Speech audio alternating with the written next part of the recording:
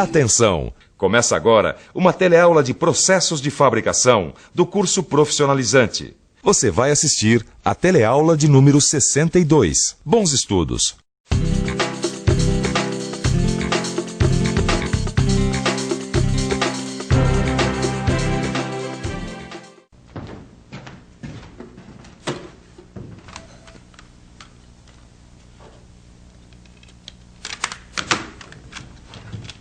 Oi, você já reparou como é bom o som desses discos com leitura por raio laser?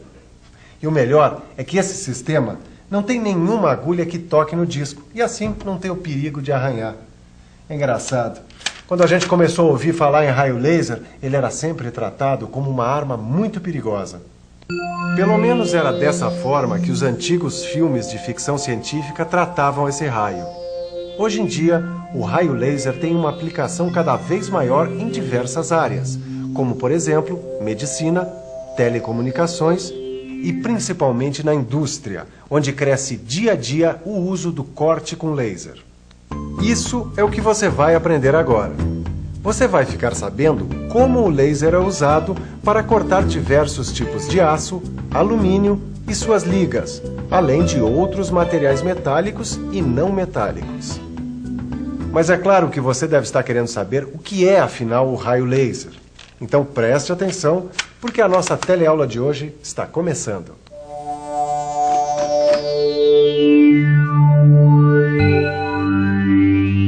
Amigo, diz pra gente uma coisa, você acha que a luz queima? Ah, queima sim.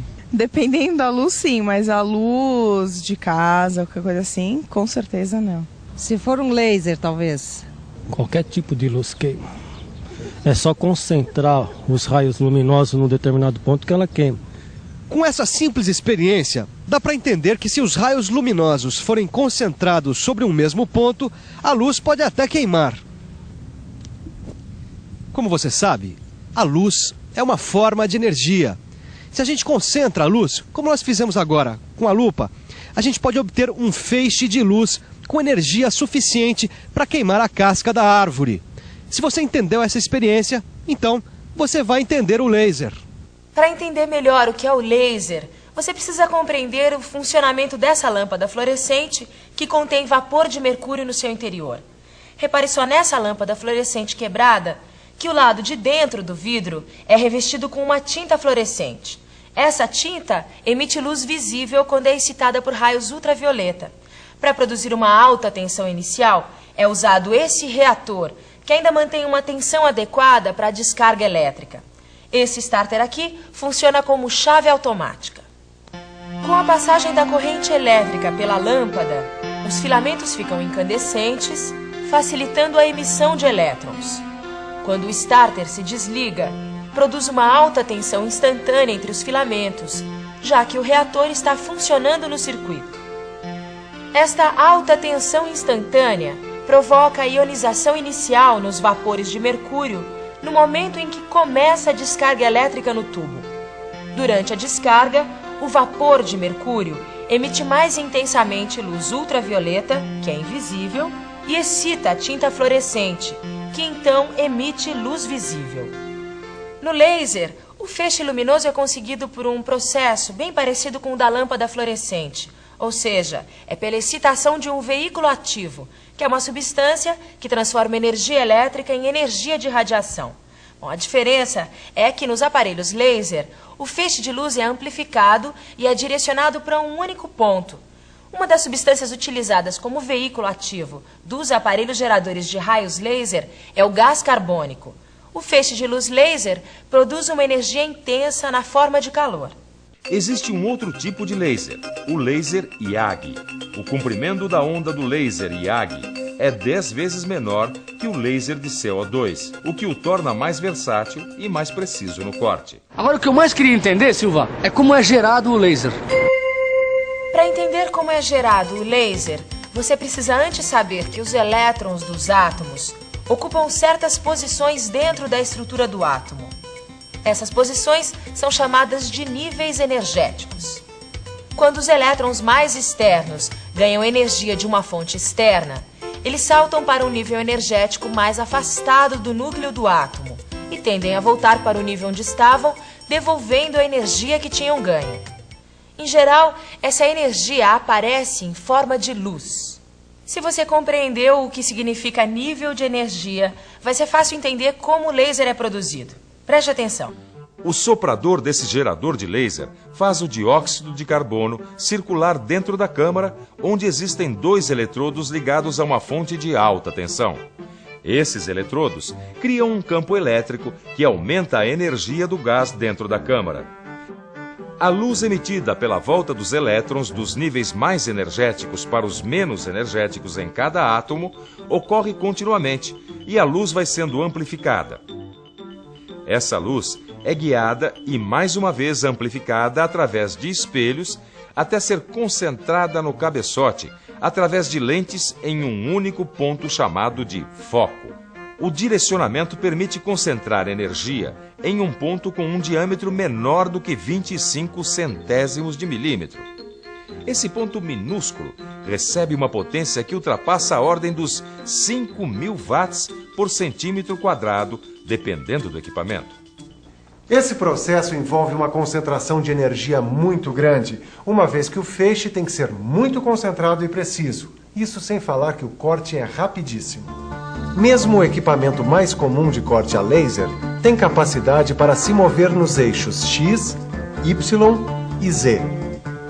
Os eixos X e Y determinam as coordenadas de corte, enquanto que o eixo Z serve para corrigir a altura do ponto focal em relação à superfície da peça. Afinal, durante o corte, essa distância é afetada por deformações provocadas na chapa pelo calor produzido pelo próprio processo. Graças ao sensor de altura que existe no cabeçote, a distância do foco permanece constante. Em geral, todas essas coordenadas de deslocamento são comandadas através de um computador. E olha só que bonito como o cabeçote se movimenta nas 2 direções, longitudinal e transversal. Esses movimentos são transmitidos por motores elétricos controlados por computador.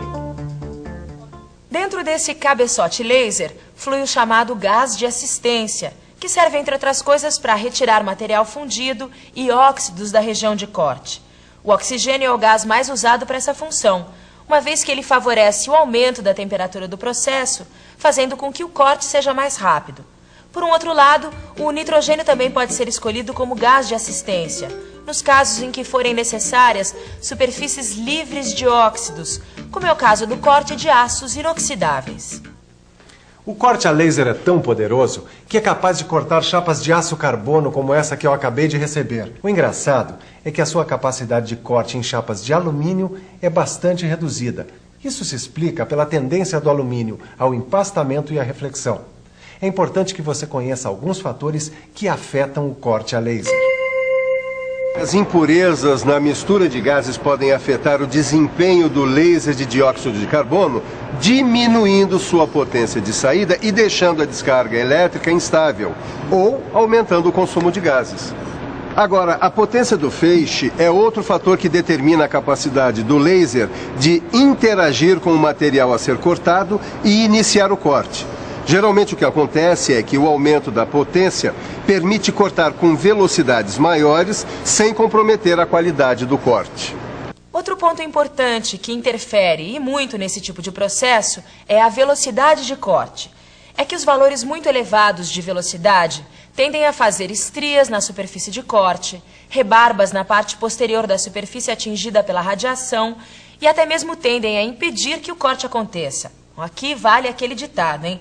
A pressa é inimiga da perfeição.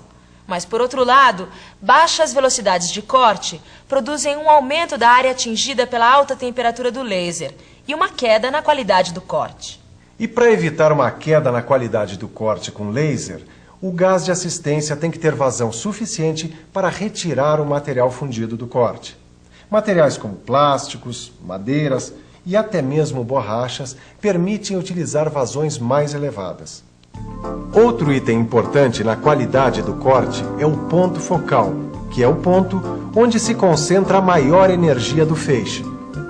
No caso de chapas finas, ele deve ser colocado na superfície. Mas se as chapas forem grossas, o ponto focal deve ser ajustado para regiões ligeiramente abaixo da superfície, desde que não ultrapasse 1/3 da espessura da chapa. Mas Silva, eu não sei quando usar e quando não usar o corte a laser. Bom, esse processo é indicado quando as peças têm formas complicadas e pedem um acabamento de superfície quase sem rebarbas na região do corte. Como essa técnica não pede estampos de corte, então é possível produzir lotes pequenos em pouco tempo e diversificados. Esse corte a laser é incrível, hein? Também não é assim, Caio. Apesar do laser de dióxido de carbono produzir muito calor, ele não consegue vaporizar e cortar alguns metais conhecidos. Ué, como não consegue? Ora, porque cada material reage de um jeito à energia do laser. E quais são os materiais que podem e os que não podem ser cortados a laser? Rapaz, agora você me pegou. Eu acho que eu vou ter que pensar um pouco. Vamos pensar um pouco. Bom, eu sei é que os aços não ligados podem ser cortados a laser facilmente. Ainda mais se o gás de assistência for o oxigênio. Aí sim dá um belo corte. E os aços inoxidáveis? Já sei. Nesse caso, apenas as chapas finas podem ser cortadas com excelente resultado. Chapas espessas, como aquelas de aços não ligados, não podem ser cortadas. Já o alumínio e suas ligas, para serem cortados a laser, têm de ter espessura máxima entre 4 e 6 milímetros, já que refletem a luz.